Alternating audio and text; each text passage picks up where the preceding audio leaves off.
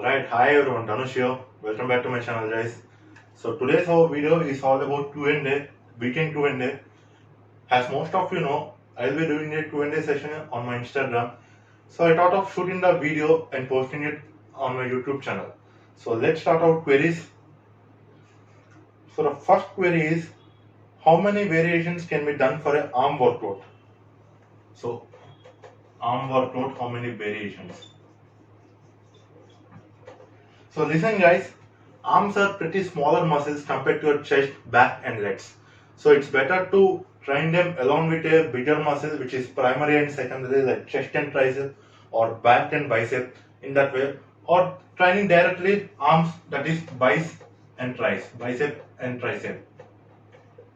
So it's better to incorporate around 2 to 3 variations for each muscle. 3 for bicep and 3 for tricep. Max you can go is up to 4, but not that. So in total you will be doing 6 variations in an arm workout, 3 for the bicep, 3 for the tricep. So if you have any queries related to the variations and exercises you want to perform, you can go in the YouTube. You have my arm workout part 1, part 2. Recently I have uploaded. So I think the query is clear.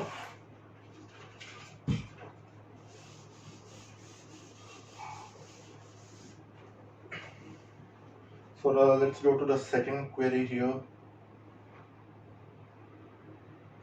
Is bench pressing bad exercises for chest development? Good. Second question is about bench press. See guys, you can develop your chest by using different forms of exercises. If you are very fan of bench presses, you can go with the barbells or free weights, dumbbells or even machines. If you are not a big fan of barbell pressing or bench pressing, you can prefer machines here. If you are a fan of barbells and dumbbells, you can use free weights. So the query is bench pressing bad exercises for chest development? Like using heavy weights. See, how you are bench pressing is what matters here. If you are using heavy weights without proper mind muscle connection, then you can't able to develop the pec development. So you gotta feel your mind muscle and don't push the weight, don't just push the weight.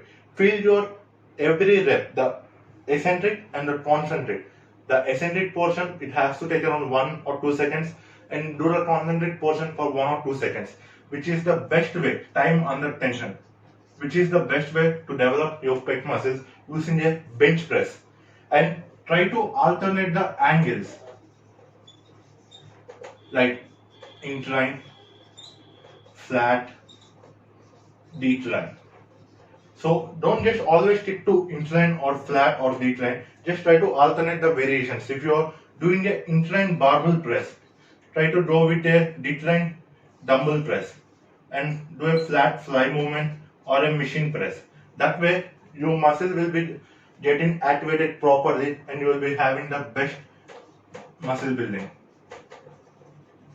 So this is the second question.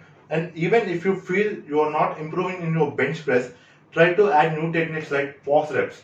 If you see my recent Instagram post, I have posted a video of me bench pressing with pause reps, 1.5 reps, which is you got to touch your barbell all the way here and press it halfway and get it down and press it full. That is 1.5 reps. So slow, concentric and eccentric. These are the techniques that helps you in building your chest using a bench press. So I hope the second question is clear. So let's go to the third question. There are almost like 8 to 9 questions, I guess. So the third question is, how often you can train your muscle in a week? How often you can train muscle? See, the factors that describe here are how many days in a week you are going to train. If it is 6 days in a week, or 5 days in a week, or 4 days in a week. If you are training 4 days in a week, you can go with the upper body and lower body split. That way you will be training all muscles twice. If you do around 5 days, you can do chest tricep, back bicep, or chest shoulder, legs, that variation. If you're doing 6 times a week. You can go for the push, pull and leg split, which is the best split for your building muscles. So if you are training 6 days a week and you can train every muscle twice a week, which is chest, delts, tries and back, biceps, overall lower body twice. If you are doing it on Monday and you will be getting it again on Thursday. You're doing it on Tuesday, you will be getting it again on Friday. And you're doing your leg workout on Wednesday, you will be able to perform it again on Saturday. So in this way, you will be getting enough amount of time for your muscle recovery, which is around 72 hours, 3 days, which is optimal for muscle recovery and muscle growth. So it's better to train twice a day muscle, which is really good. So the third question is clear, I guess. So let's go to the fourth one, which is tips to get a good V-taper back. Nice, it's interesting. Tips to get a V-taper back. The first and foremost thing I preach every of my client while it coming to back training is mind-muscle connection. Remember guys, mind-muscle connection.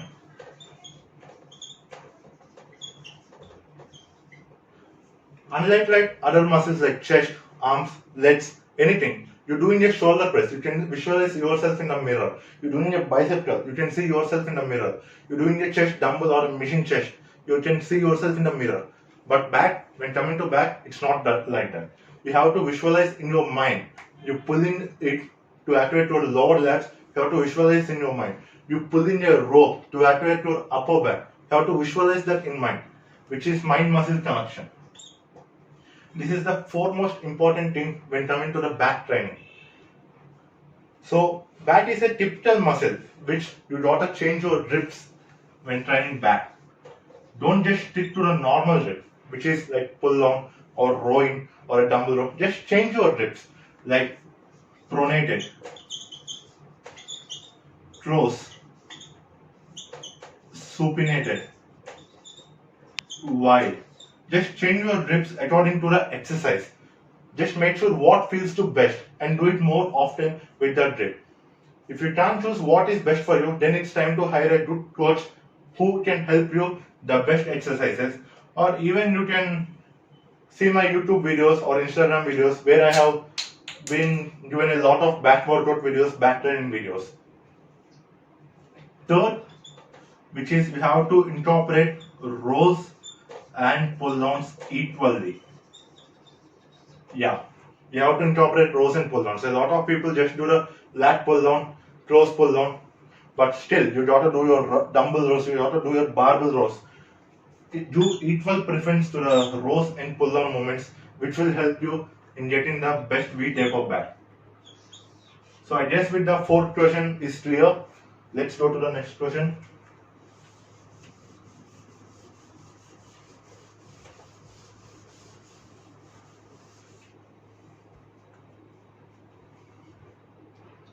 So the fifth question here is, does increasing the weight in every set and decreasing the reps leads to bulkiness? What the? Increase of weight and decrease of reps leads to bulkiness. Like, who said that, guys? No. If you are increasing the weight, you don't want to decrease the reps. As a matter of fact, when you increase the load on a barbell or a bicep curl or a tricep extension, the reps will be decreased automatically. It doesn't make you bulk. Bulkiness or straightness or leanness happens with your food, your everyday diet. If you are on a calorie surplus, you will increase your weight, you will increase your muscle mass. If you are in a calorie deficit, then you will cut. It doesn't matter if you do 25 reps and beyond calorie surplus, you will grow, you don't cut down. It doesn't matter if you do 8 reps and beyond calorie deficit, you will cut. Your food that matters, not your weights or rep range, okay? Who the hell said that? Increasing the weights and decreasing the reps cause bulkiness. Idiots.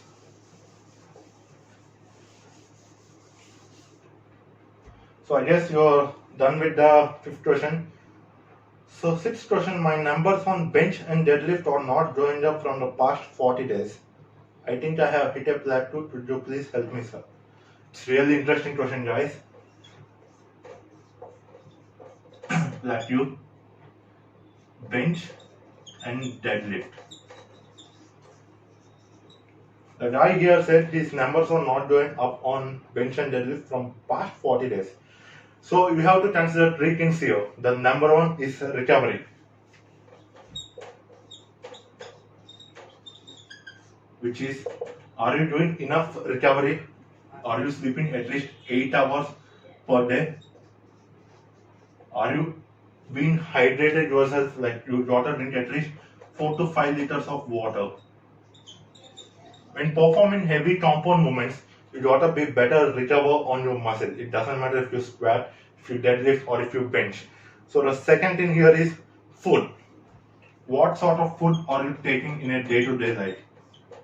Are you balancing your carbs and protein and even fats, which is essential? So are you taking enough protein? Are you taking enough carbs to get that muscle pump? Are you taking enough fat to make the hormonal balance? Are you taking enough protein to get muscle tissues repaired? So sleep, water, food are really important. And the third thing here is consistency. Are you being consistent with your training? It's at least take 4 to 5 weeks to increase a weight with proper range of motion and proper form. So be consistent. Don't just go and hit the weight like around 40 kilos today and the next week you will be hitting 50 kilos. No, it doesn't happen overnight or overweek. It takes at least 2 to 3 weeks or not 4 to 5 weeks if you're having good food, good recovery and you're being consistent. So just do me a DM about your bench press number and send me some of your videos working out. Maybe I can help you with the PRs of you want. So this is done here. So the sixth question here is best variations to train hamstring. Very interesting.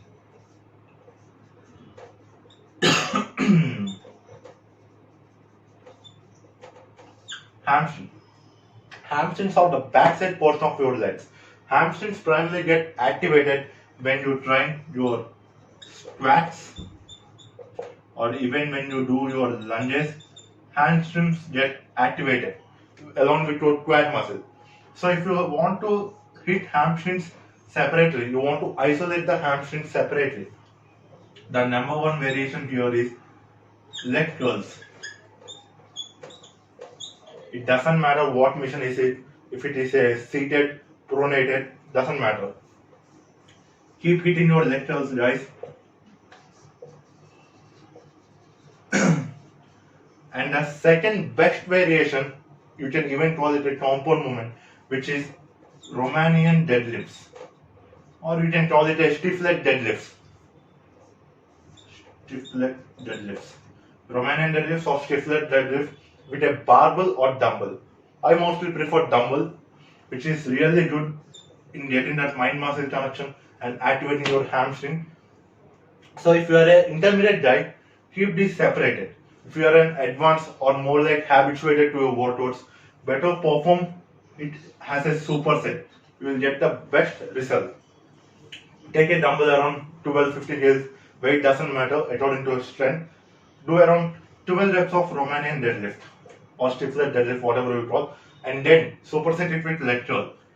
Grab a weight around the machine, do around 15 to 20 reps and repeat it for 4 to 5 sets. You will get the amazing hamstring pump. Your hamstrings will be on fire, guys. Really good variations for your hamstrings. Last but not the least, the third one, foot placement on the leg press machine.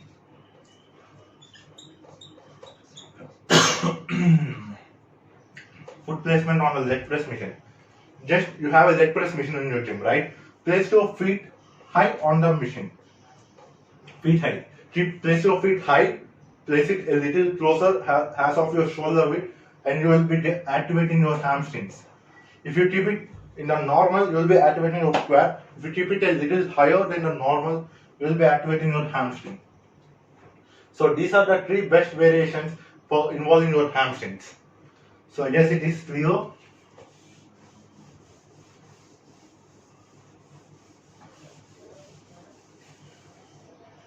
And then, what's your current workout split? My current workout split, very interesting.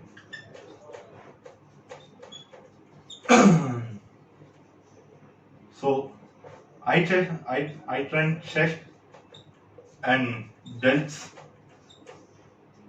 front and side on the Monday, and then back,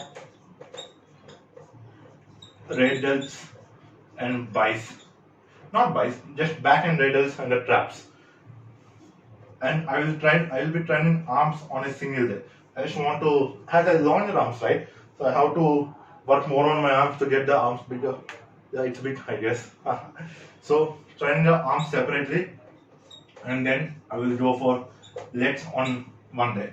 So this is my basic training split, and then I will repeat. It doesn't matter if it is Monday, Tuesday. I'm not more like a Monday guy to hit the chest, but I love hitting chest on the Monday.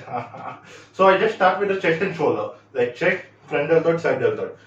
Not a big fan of front deltoid using the isolation movements, more like a single press movement, either it is a dumbbell, barbell or missionary, and more like side deltoid.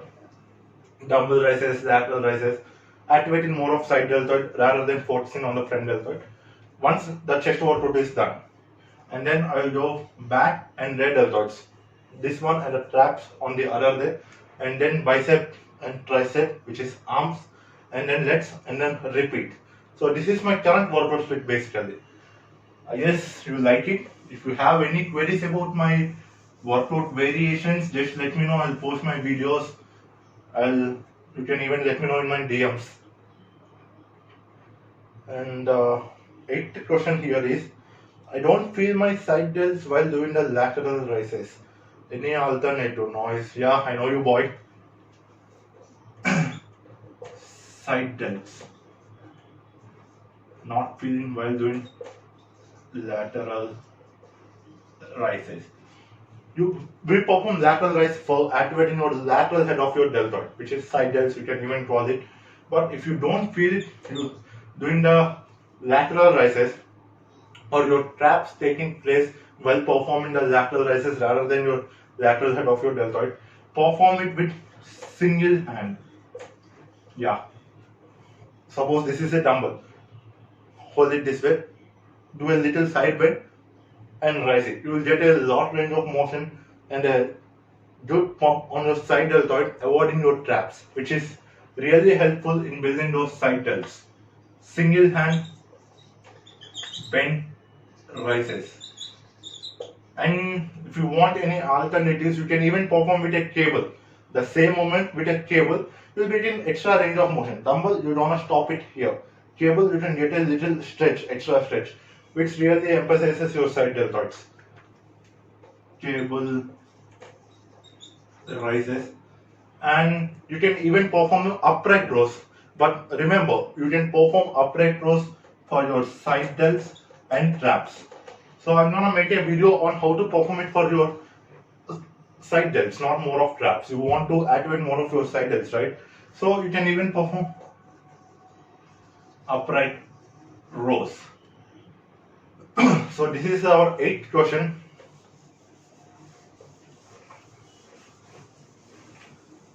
So I guess I have covered most of the questions. Some few personal questions, what's your height, what's your weight. That's okay, you can even ask me in the DMs. So this is it for today, guys. I hope we have a best Q&A session this week. I'll be back with the next Q&A session next week. Thank you, signing off. Bye.